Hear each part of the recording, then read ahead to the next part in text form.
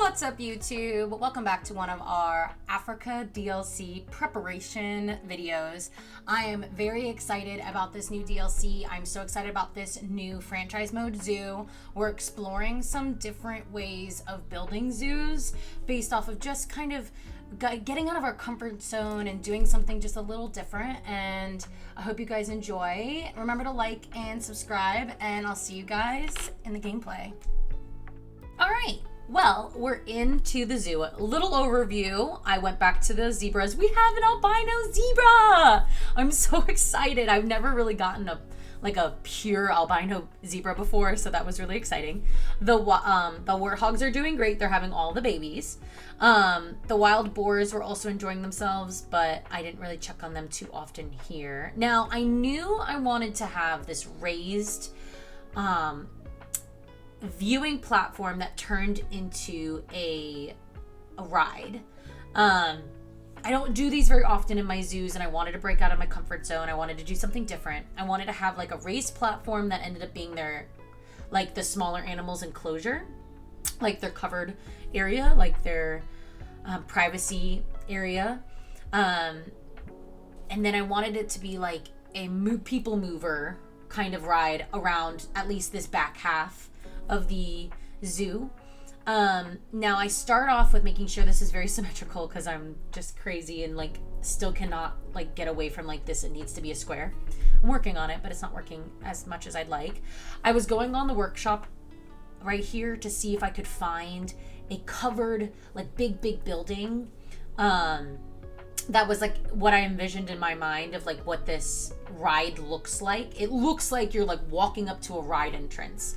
I end up using just the elephant habitat and like covered area because it's just big enough and it had the right vibe. It wasn't really what I was envisioning, but I think I ended up like moving it around and changing the way that it looks to make it feel the way that I wanted it to.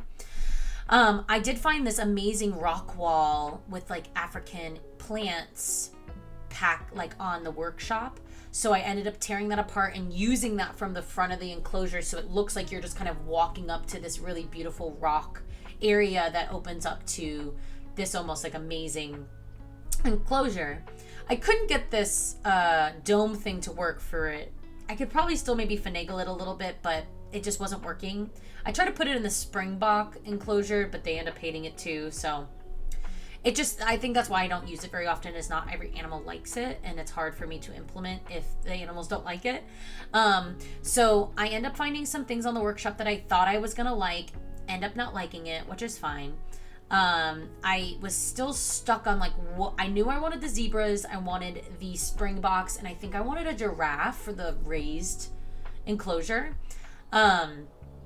But I also knew I wanted like a people mover. So I was like, how can we incorporate a zebra and make it like look really, the zebras, the springboks, and the giraffes. And then I end up finding that I got a free tortoise as a gift. So I'm like, all right, well, let's make a cute little tortoise enclosure over here.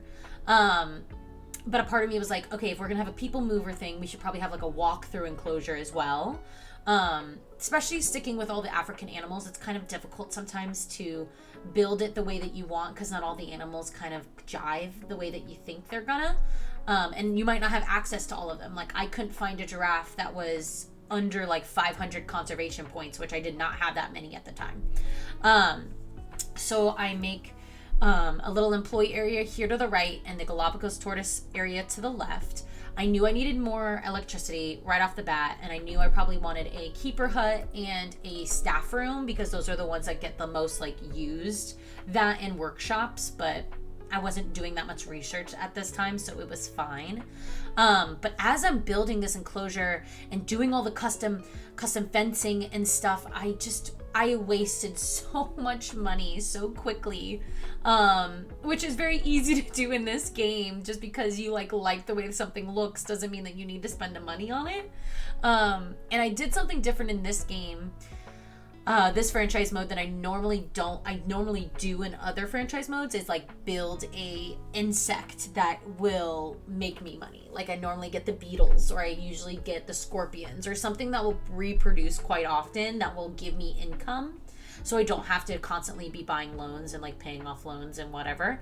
So that was something I did differently, and probably if I could go back, I would have done that. The next mode I might, because look how much money I'm wasting making these beautiful enclosures with the walls that have the custom fencing, and it's like a $3,000 enclosure instead of like a $2,000 enclosure. I end up selling a wild boar there for some reason, and I don't know why. I don't know if it was just because like he was sick or he was trying to inbreed or what. I think I released him to the wild. I cannot even remember. I put the staff door in. I put some educational things down. That's also something I probably need to add into the zoo more of, is more educational, like about like climate awareness and stuff like that. So that's probably something I'm going to focus on the next time, is kind of just like not adding any animals, but like amping up my zoo and then charging people more to attend my zoo.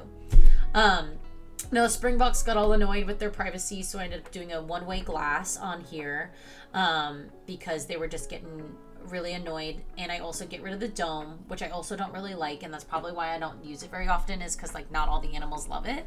But yeah, so I'm just like revamping this area, which ends up getting changed anyways, which is fine. And as I'm like customizing this enclosure, I'm like using all this money, realizing I'm running out of money. The fact that I do have 2 exhibit animals that have babies in them right now. I just have not sold their babies yet, so I don't have any money. So I'm running out of money. I'm wanting it to make it look as good as possible before I start expanding on this part, even though I found this really great rock wall that I ended up not using, but because I was like, oh fuck, like I need to sell this, so I'm not using this. So yeah, I know that some of the guys got sick in the back here, like the warthogs. The keeper was not up to date on how often they were coming in cleaning their enclosure, so they end up getting a virus that I ended up researching. And then I knew that my tortoises were not being researched enough either, so I ended up going in there. This is when I like panic about money, and I'm like, oh man, like what am I gonna do? How am I gonna finish this enclosure? The animals are not happy. What do I do? You know, and a lot of people get stuck at this part where you're like, man, I'm out of money. I need to build more things so people want to spend more money. So I dial it back just a little bit. I put in just their necessary stuff here. I want to do, you know, just a few things to make them happy. Plants are an easy way to not spend a lot of money, because plants are usually pretty cheap, but does make things look nice if the animal can handle that level of foliage. I put an educational thing down. I want to finish that enclosure before I start panicking about money, but I knew I still had the snakes I could sell if I needed to get like out of debt quick or whatever. So I get to a point where I'm like, I need to finish the employee area as well. I knew that we needed to put at least a keeper hut and a staff room for sure, because it's gonna get ruined. Like, it's just the way that it is. It just they stand in line for too long to do something, and then the animals won't get fed, and it's a whole thing. I would say like 2 to 3 enclosures per staff room and keeper hut, depending on how many animals are in each enclosure, obviously. So I knew that's what I wanted to do on this side, but I was like, shit, I am out of money. What do I need to do? All right, let's do some research. Let's get everyone educated so they're working harder. I think I gave them all a raise as well. I changed the price of an extra large burger. I was like, this is my only food right now. I should probably put more food items down. I ended up like donating one of those the warthogs to the wild. And then I'm like, all right, let's sell some babies. I have all these babies. Let's sell all these snake babies. Let's get out of debt a little bit. Let's build the things I want to build. I adjust this building because I want the larger building on the other side, because I want to put the water purifier on this other side. And so I'm like panicking. I'm like, oh my goodness, do I stop here? Do I keep going? I was like, I don't think that's going to be long enough of a video, so I'm kind of worried at this point, that I don't know kind of where to continue doing stuff, I was like, all right, I need more food. So this is where you got to start prioritizing. Like, are my people unhappy? What can I do to get more money? So I put down some vending machines. I also saw that the tortoises were super upset with the path. There was way too many people in there for them.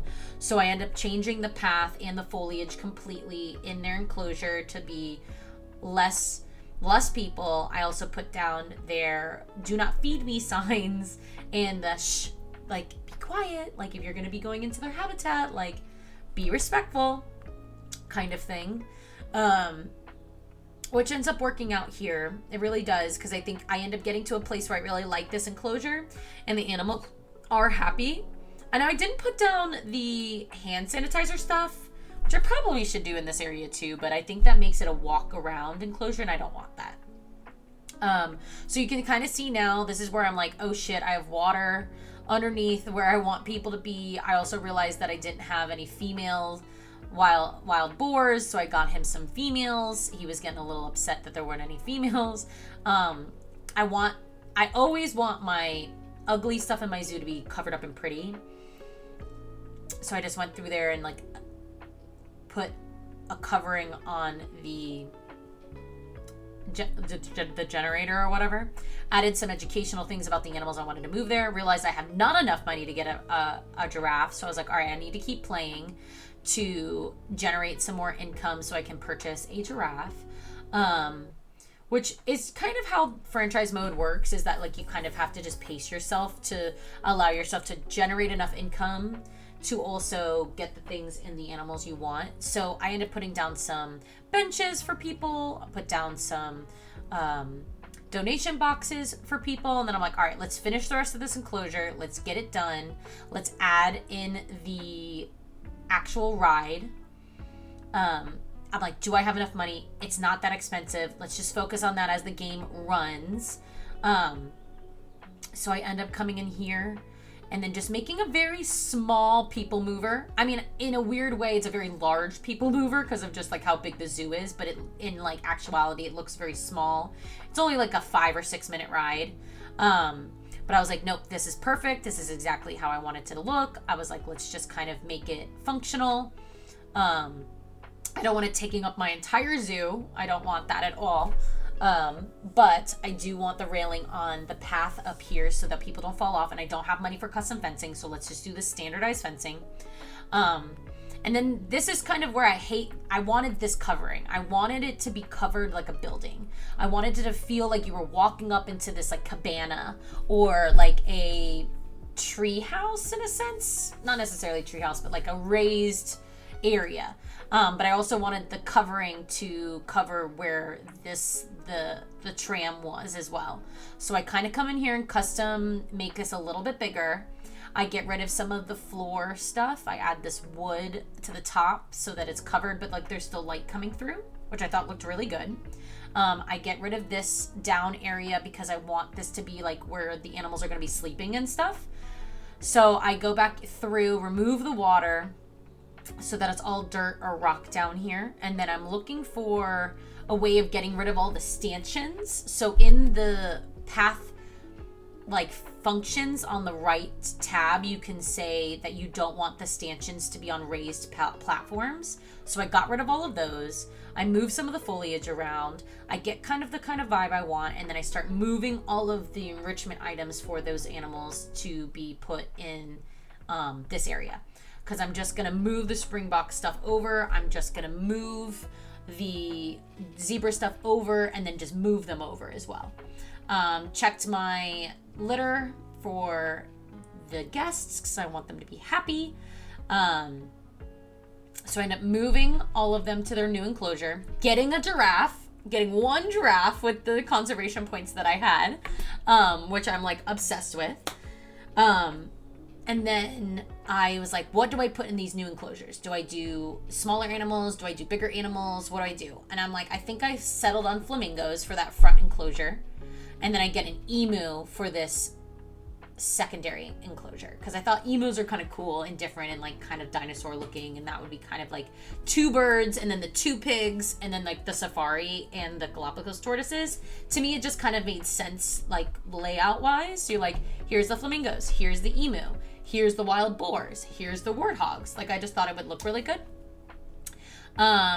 So I end up kind of like adding the giraffe, getting so excited about the giraffe, making sure that the space was like, the foliage was right. They have all their enrichment items that they're taken care of as well. Now they're covered habitats where they need to be sleeping. They can't get underneath the one that is for the zebras and the springboks, so I end up having to use the exact same thing, but I make it just a little bit smaller so it looks not like the exact same thing I just used. I change it up just a bit. I sneak it outside of the enclosure just a little bit, and then I add their bedding and stuff. I could have pulled it down a little bit as well, but I might do that on the next one. I can pull it down just a smidge. It's a little high. But I thought it kind of looks really good in the back here. It kind of feels like a raised community is like around the conservation for these animals. I add the water treatment for both enclosures, for the tortoise or for the safari, which looks really good. And then I'm like, all right, we need to make sure all the animals are taken care of, make sure all of their needs are being fulfilled. The zebras are thriving. They're so happy with the covered area. I add some stuff for the employee or for the guests, and then I end up changing everything around to the emu and the flamingo. Now, this is where you kind of have to like reorganize your whole enclosure to like represent the new animal, which is usually fine if you don't necessarily design it to be a specific animal's enclosure. You just remove all of the things that they don't need and add the things they do need, as long as it's not like themed around them, which I might do now because these are going to be their final enclosures. I just know that this is how I do it, where I plan my bigger animals to bring in people, but that's not their permanent locations. I know I'm going to eventually move them.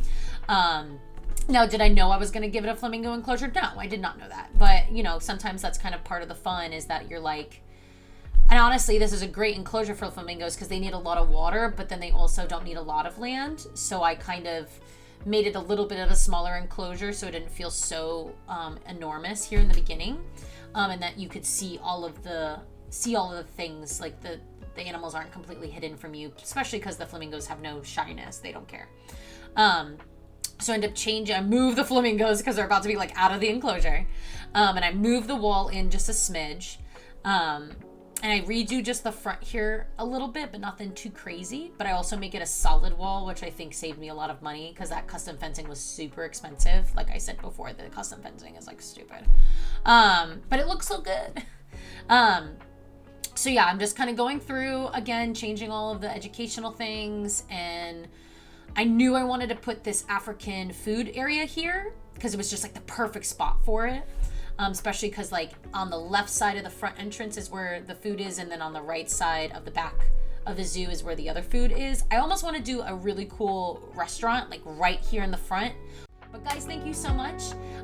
If you enjoyed this video, please like it and subscribe. We'll be releasing hopefully one of these a week, maybe even 2 a week. We'll see how much I can keep it up. I've got a lot going on right now, but thanks for watching, and we'll see you guys on the next one. Bye!